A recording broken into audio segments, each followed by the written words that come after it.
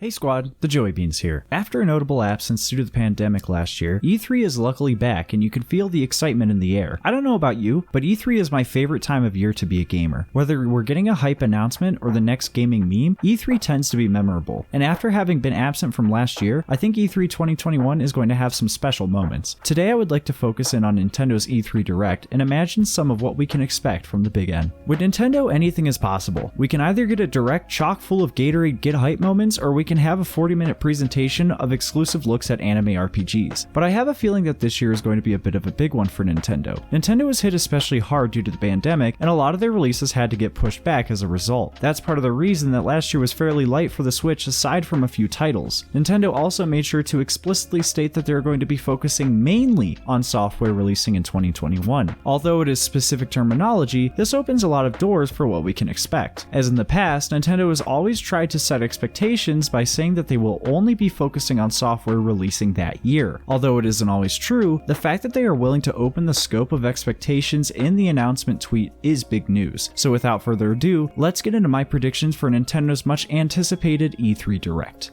There is no doubt in my mind that Breath of the Wild 2 will be at this Direct in some sort of capacity. To what degree it is shown off, however, is the question. I personally believe that we will get a new trailer for Breath of the Wild 2 showcasing some new story beats as well as a peek of gameplay. However, there will be no deep dives this time around, as the trailer will end with the Zelda franchise game director Eiji Aonuma letting the audience know that Nintendo will be celebrating the 35th anniversary of The Legend of Zelda at a later date, with more information regarding Breath of the Wild 2 as well as other Zelda related news. This in of itself means that the long rumored Zelda collection will not be announced at this Direct, but will instead show up at a later Zelda Direct, similar to how Nintendo had a special Direct for Mario's 35th anniversary. And then Aonuma will cheekily remind you that in the meantime, you can fill your excitement with the release of Skyward Sword HD. Now, something that I do think we could see at the end of this trailer would be a release date or window for Breath of the Wild 2. But outside of that, don't expect too much Zelda info at E3. I really think Nintendo is going to allow Zelda to get the spotlight with its own Direct later in the year.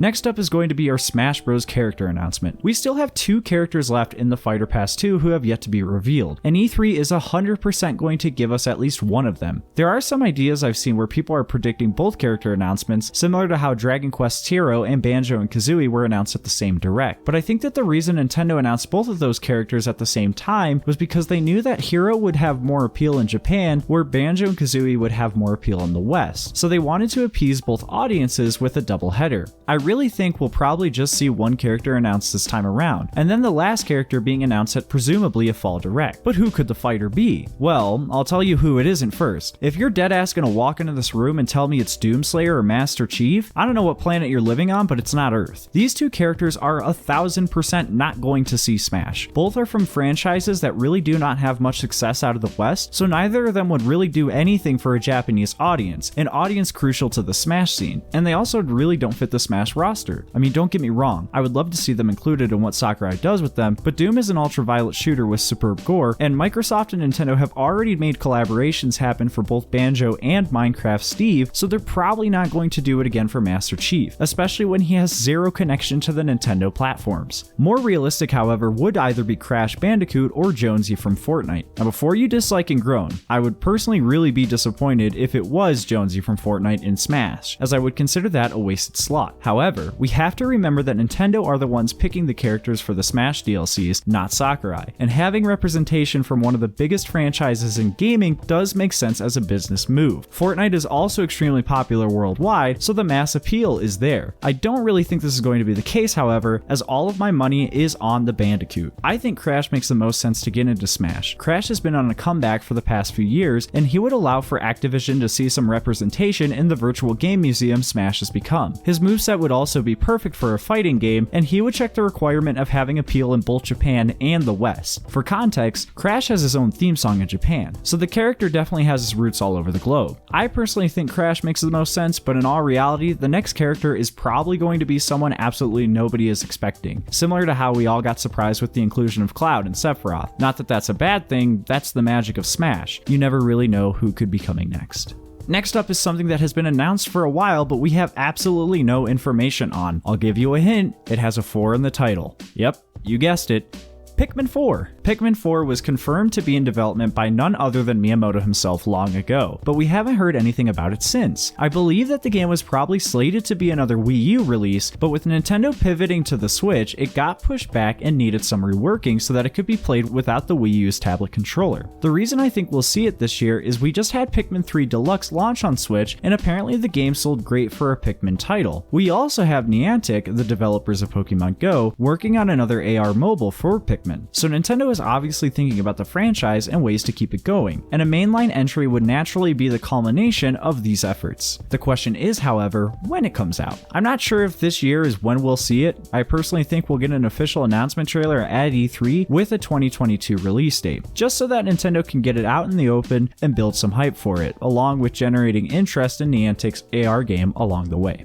Alright, time to talk about the other game with a 4 in its title, Metroid Prime 4. I hate to be that dude, I really do, but I don't think we're seeing it this year. I think Metroid Prime 4 is effectively going to be one of the last major releases on the Switch, and it has been just a little over 2 years since Nintendo totally reset production on the title and handed it over to Retro Studios. And while I think Retro is going to take their time and get it right, I don't think they're really ready to show off anything. I would say 2021 is probably going to be another dry year for Metroid news. I do believe the trilogy is coming to Switch, but I think that Nintendo is going to hold that one closer to their chest until they have more to say about 4. They're going to want to keep that all a part of a Metroid cycle, so don't expect the trilogy announcement until we at least get an actual trailer for Metroid Prime 4. Good news is that these things are coming. Bad news is that the wait continues. Something I don't think we'll have to wait for, however, is Bayonetta 3. Announced at the Game Awards in 2017, fans have been eagerly awaiting the next Bayonetta title, and I think E3 is going to be the place that we finally see it. The game probably has another solid year or so of development left, but I figure we'll at least get a trailer and a bit of an update on the game, with potentially a release window. And finally, on the software side of things, I do think the rumor of a 2D Donkey Kong title in the vein of Tropical Freeze is coming, and we'll be getting an announcement with it along with a release date by the end of the year. Both Country Returns and Tropical Freeze were critical darlings and actually sold really well. Tropical Freeze was one of the first Wii U games to be ported to the Switch and did even better sales-wise on the platform. Question is, however, is who will be developing it? Unfortunately, since Retro has moved on to Metroid Prime 4, we don't really know who would be developing a new Donkey Kong game, but I think the answer is a little bit easier than you would think. It's probably Retro. Now hold on, let's put on our tinfoil hats and come with me for a minute. Alright, so Country Returns and Tropical Freeze were all great and Retro did a good job, right? And then there was a period of time from 2014 to 2019 when people were like, where's the new Retro game? Well, with Metroid Prime 4's development update, we were informed that Retro would be taking over the project. But then what were they doing between Tropical Freeze and Metroid? Well, they were developing another Donkey Kong Country game to finish out their trilogy, and it has been wrapping up with the expectation that Retro would fully move on to Metroid after the release of the game. There is no doubt in my mind that there are people working on Metroid right now at Retro Studios, but I think the main team is probably finishing up this Donkey Kong title for release and then will be fully moved over to the Metroid Prime 4 development in order to get the studio fully focused on the game's development. It explains where Retro has been all of this time, it explains the Donkey Kong game rumors, and it explains why Metroid has been taking so long. Call me crazy, but when you look at the numbers, the math's just there.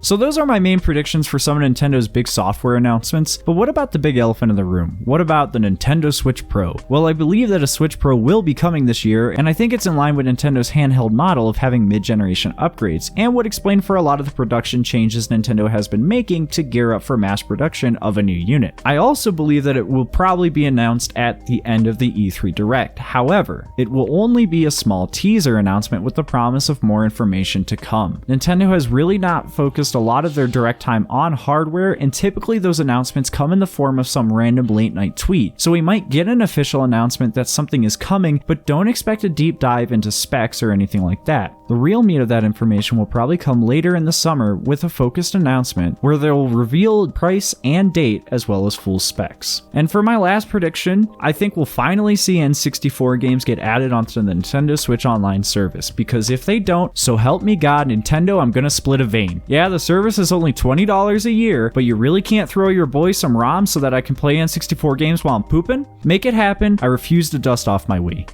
Anyways, guys, those are my predictions for Nintendo's E3 2021 Direct. Regardless of what is coming, I'm so excited and can't wait to see what gets announced. As I said earlier, you really can't anticipate what Nintendo is going to do, and I'm sure we're going to get some announcements I had never even considered. Let us know in the comments, what are you looking forward to in the Direct? What do you expect to see or not see? And if you'd like the video, we'd really appreciate it if you could throw us a thumbs up and subscribe to keep up to date with all of our content. It helps tremendously. Thank you all so much, and I look forward to chatting with you in the comments. Thanks for watching.